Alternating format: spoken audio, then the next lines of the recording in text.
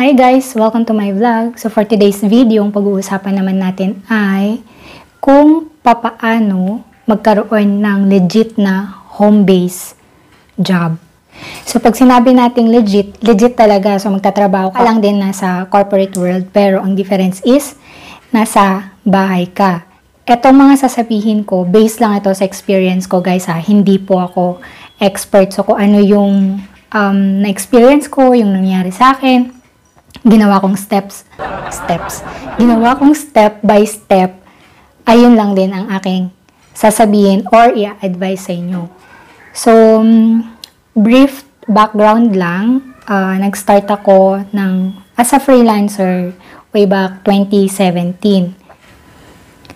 Okay, una, kung gusto mong maging freelancer, kailangan magkaroon ka muna ng dedikasyon at determinasyon. Bakit? Yung magde-drive sa'yo para maghanap ng trabaho online. So, pangalawa, kailangan maging masipag ka at matyaga. Kailangan lagi kang nagsisearch sa internet dahil nga home-based ito, no? So, internet-based siya.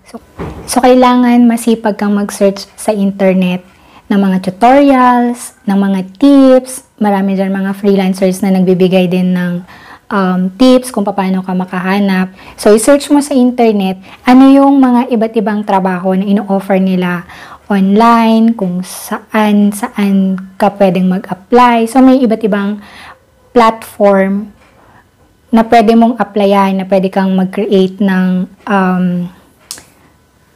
profiles, mga ganon.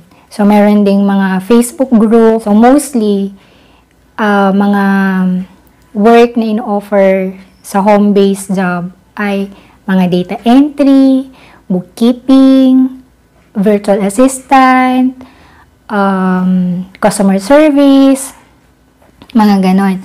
So, bago ka mag-apply at bago ka mag-create ng profile mo sa mga platform, kailangan alam mo sa sarili mo ano yung kaya mong i-offer na trabaho. Kasi sa sobrang daming naghahanap ng work ngayon, talagang mahihirapan kang makapasok. As a freelancer, ang pinakamahirap yung maglaland ka sa first job mo. Kasi, una, ang dami mong kalaban. Pangalawa, ang daming nag-offer na freelancer ng mababang rate. So, as a newbie, paano ka makikipag-kompetensya sa kanila? Diba? So, sila, nandyan na. May mga experiences na. So, ang kailangan mong gawin ay i-upgrade yung skills mo. Paano ako nag-land sa first job ko? Yung una kong first job, nakuha ko siya sa isang group sa Facebook. So, ilalagay ko mamaya yung mga Facebook group din.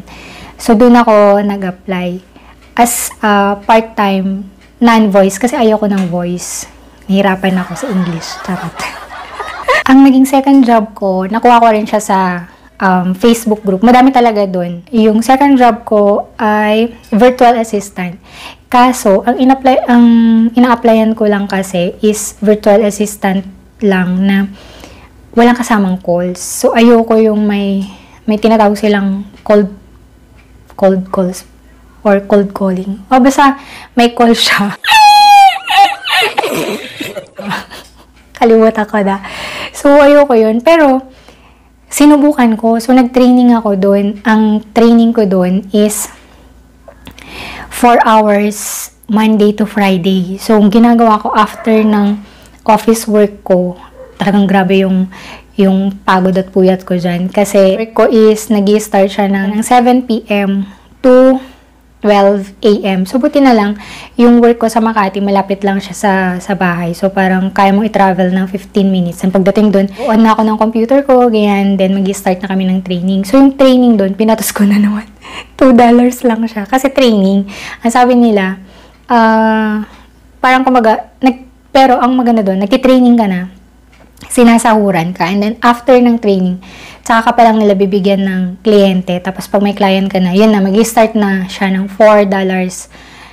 And then may paid leaves, may tawag dito, may healthcare. Yun kasi yung habol ko, yung may mga health card, tsaka paid leaves. So, pinatos ko yun. Pero, ang dapat kasi na training lang namin is 1 week. And then, sasabihan na nila ako kung i-hire nila ako or hindi kasi meron akong 1 month notice kailangan ibigay sa current employer ko bago ako mag-resign. So, sabi ko, kakayanin ko pa naman yun na magpa-part-time ako ng 1 month sa kanila. Halimbawa, ang i-hire nila ako. Ang naging problema, wala pa silang kliyente na may bigay sa akin. So, nag-continue yung training namin. Another 1 week, 2 weeks na akong puyater. So, hindi ko na kaya kasi gigising ako ng 6 dahil papasok nga ako sa office. Tapos, matutulog ako ng 12. Or matatapos yung training namin ng 12. Minsan nag-extend. Sabi ko, hindi ko na po kaya. Nag-resign na ako doon. And then by that time, sumakto si Upwork. Approve na yung profile ko. On my next video, sasabihin ko sa inyo kung paano na-approve yung Upwork profile ko. Okay. So, nung na-approve yun, so, yun, apply na ako. Marami rin akong in-applyan na declined. And then, merong isa na yun yung work ko ngayon, na inaccept niya yung application ko. Tapos, nung time na yun, nasa labas ako. Nag-reply ako, sabi ko kung okay lang ba yung interview bukas. Tapos, nag-set ako ng time. So, mabait naman sila, umuo. And then, kinabukasan, nung nag-interview na, kala ko interview, pinibigyan niya na ako ng access. Sabi ko, hindi ko pa na-accept yung contract. So, ayun, napa-accept na ako. Tapos hanggang ngayon, sila yung client ko. So, sa Australia, isa siyang software company doon. Na nagpo-provide ng services sa mga real estate din. So, yun. And part-time muna ako sa kanila from November 2017. And then, inofferan nila ako ng full-time nung March. So, doon ako nag-decide na mag-resign. Marami ring hirap ang pinagdaanan. Kung gusto mo talaga maging freelancer, kailangan, yun nga, sabi ko kanina, maging determinado ka muna kasi sayang yung effort. So, good luck. And sana na-inspire ka, sana natulungan kita. Huwag kang susuko agad kasi ganun talaga siya. Marami ka talagang pagdadaanan. Kasi sabi ko kanina, hindi naman ako, katulad ko, hindi naman ako agad